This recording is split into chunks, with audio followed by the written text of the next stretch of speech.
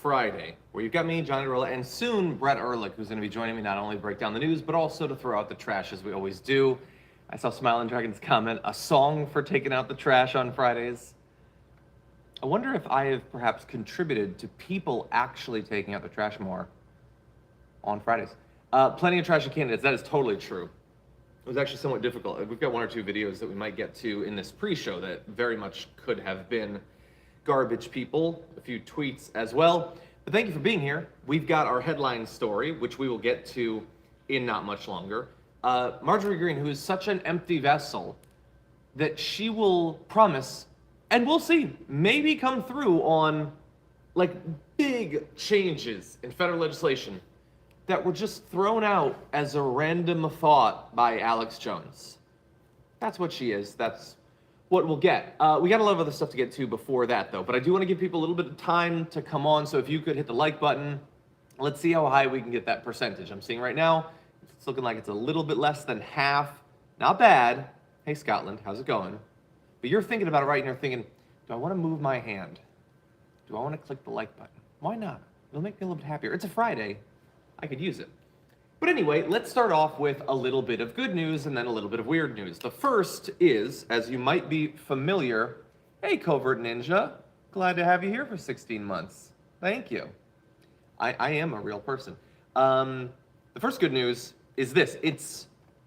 We'll see, but right now, the vote to unionize Massive Warehouse in Staten Island is up 1,518 votes to 1,154. The counting is going to resume today. It might be resuming actually right now as we speak, but that is great news. Great effort by activists for a couple of years now to get this done. New York has been the site of an awesome resurgence of the labor movement in places like Starbucks, and you're seeing it in other parts of the country as well.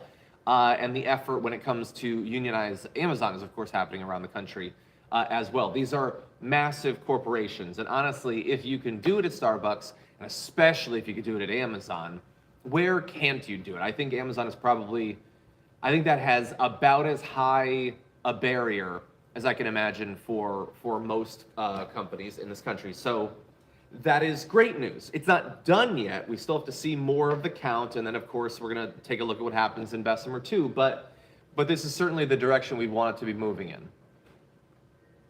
Thank you for the clicking of the like button. It looks like we're over 50% right now. I mean, we get even higher. You could be a part of it. That'd be great. Please check all boxes with crosswalks on. That's funny. When will I be a guest on the watch list? It would be very difficult for me to be a guest on the watch list. I would love to. It'd be a lot of fun, but that is like, that would be difficult. It's not impossible. It'd be very difficult. Maybe we can make that happen. But anyway, good news there. That's something. Is this good news? I don't know. Take a look at this.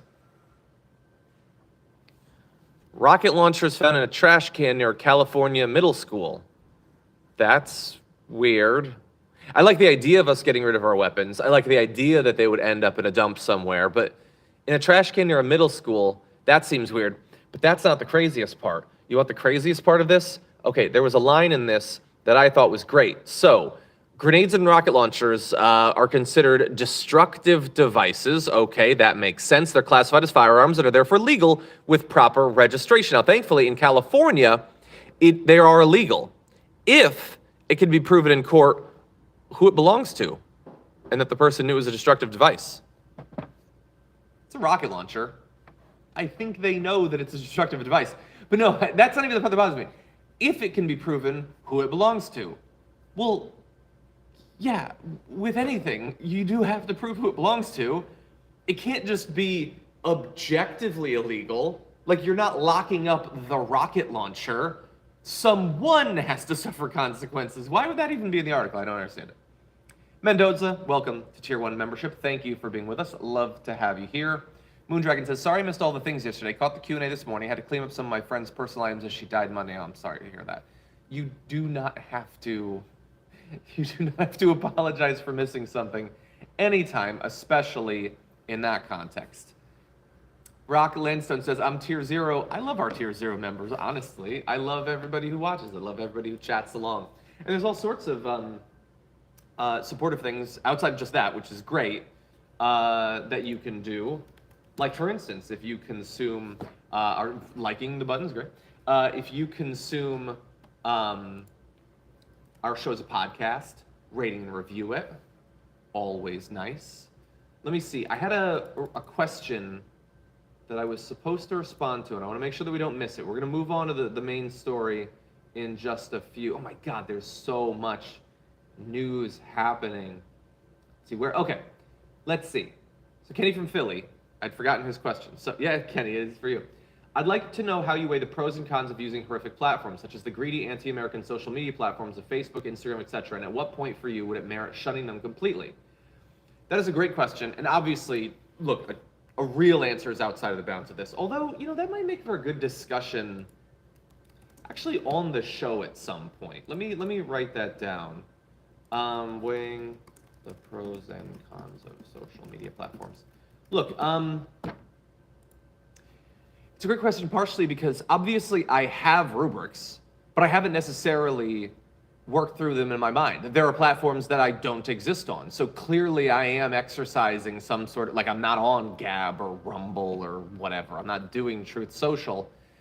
To some extent, you have to weigh the benefits and the costs. Like, by participating on it, you are potentially driving people to use platforms more, where the platforms might be doing objective bad, the company behind them might be, but you're trying to get, you know, as big of an audience as possible for your values. You're trying to organize as many people as possible, and there are not a lot of platforms that I don't have issues with where theoretically that is possible.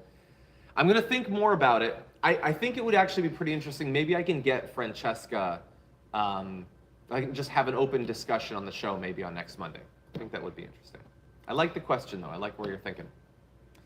Okay, it is a tough topic. And look, honestly, I don't really use Facebook very much, like personally, but I have been using Instagram more. Look, there's a lot of things that you have to consider. I don't know. Purity is difficult. You got to balance a lot of things. Charles says, did you catch the heated Twitter discussions between AOC and Crystal Ball regarding the union's victory against Amazon? Yes.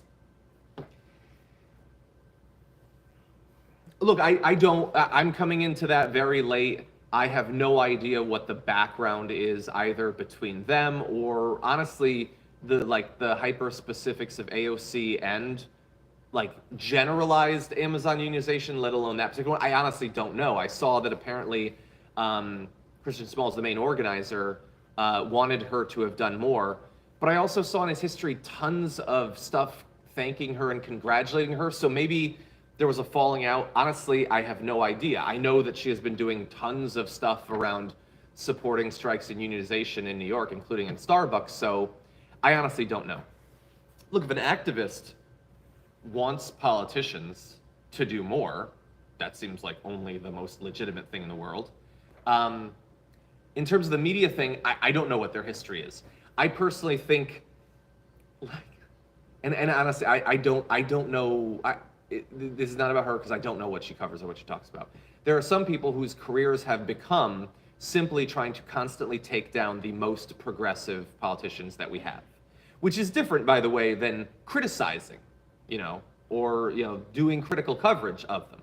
When you make it like your sole thing, and this is again not her, this is other people, but especially when you combine it with a lack of any willingness to ever criticize the right. Like if you won't hold the worst to account and you only target the best, that's not really my thing. I personally don't think that that's in the best interests of the left of progressives or anything like that. I personally think we should look where they do wrong. We should totally criticize them, obviously.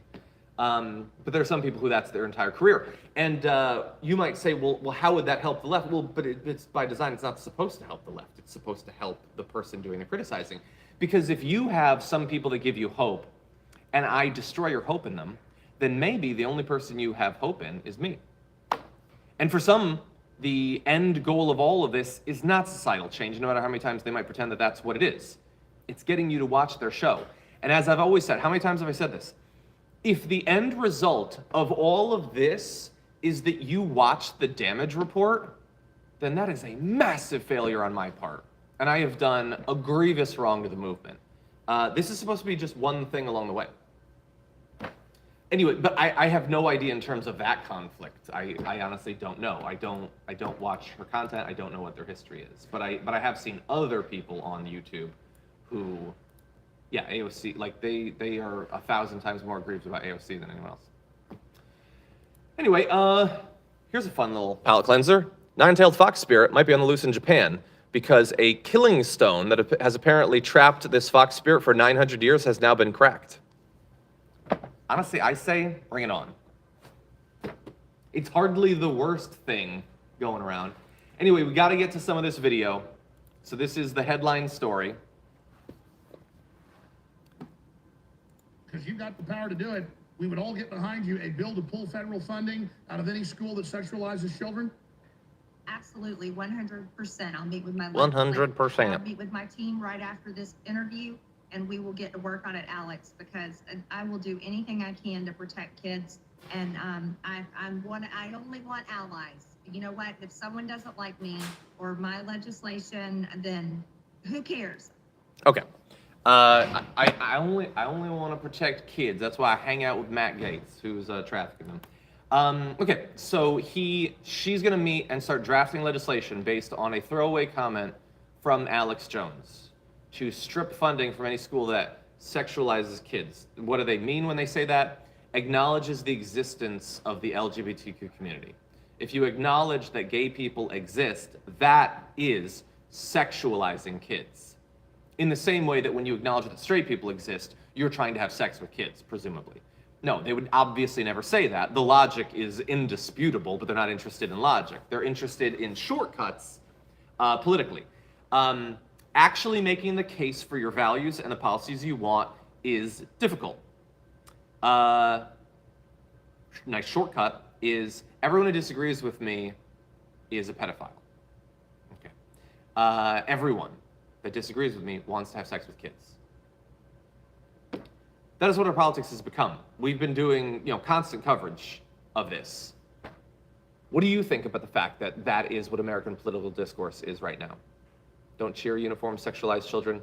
No, it's very specifically just acknowledging the LGBTQ community.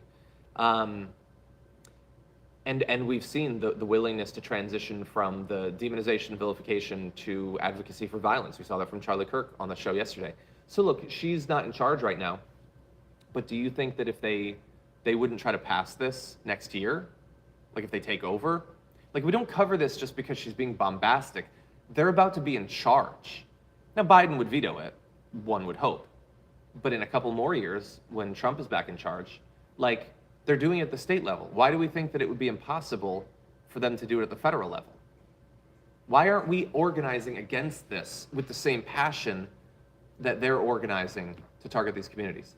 Anyway, I wish that we had more time. Unfortunately, we don't. So here's what we're gonna do. A watch list is up in just 1 minute. Twitch.tv/TYT, YouTube.com/watchlist/TYT. I'm gonna be going live with Brett Ehrlich. We might get into a little bit of this, we'll see. But anyway, time is up. Go have fun, and I hope to see you soon. Thank you for hitting the like button, by the way.